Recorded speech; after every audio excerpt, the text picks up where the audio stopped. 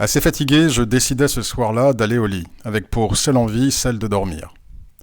Mon âme apparemment en ayant décidé autrement, je me retrouvais, durant la nuit, conscient, hors de mon corps et à quelques pieds de mon lit. Sitôt la pensée de ne pas demeurer trop près de mon corps à l'esprit qu'une force me saisit et me téléporta en un lieu inconnu, qui ressemblait à une vallée.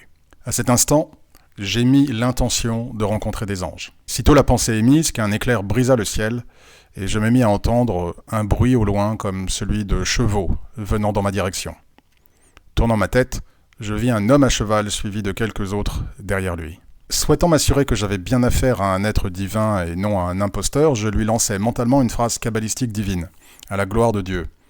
Phrase que, je sais, les forces du mal détestent. Ici, il se contenta de sourire, hocha doucement la tête, me confirmant que j'avais bien affaire à un ange.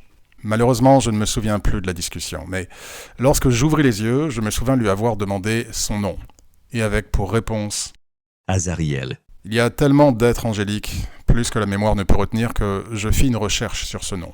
Voici qui est cet ange. Selon certains écrits juifs et la Kabbale juive, il est l'un des anges gouvernant la lune. Son nom signifie la lumière de Dieu ou la vision de Dieu, selon les traductions. Il apparaît souvent comme un chevalier sur son cheval et tenant dans sa main droite un serpent. Il est responsable des eaux sur la terre. Intéressant lorsque nous savons que les facultés spirituelles dépendent de l'élément eau. Il est également connu pour ses capacités de guérison, là encore intéressant, s'agissant des travaux de prière qui sont les miens.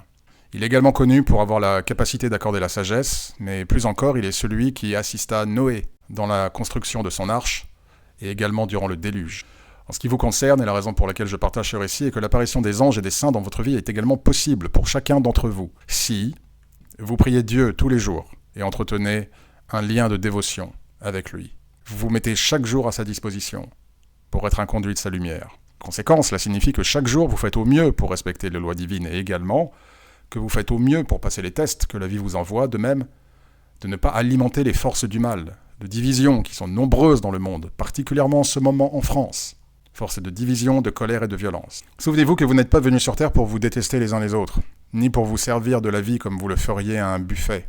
Vous êtes venus ici pour vous perfectionner, pour devenir meilleur, pour approfondir votre lien avec Dieu, mais également pour illuminer votre entourage et tous ceux qui croisent votre chemin, mais également inciter les autres à en faire de même. Et si vous remplissez toutes ces conditions, alors votre connexion à Dieu grandira de même que votre lumière divine, et les êtres divins se feront un plaisir de vous assister, que vous en ayez conscience ou non. Et comme pour cette expérience, se présenteront directement à vous. Que Dieu vous bénisse.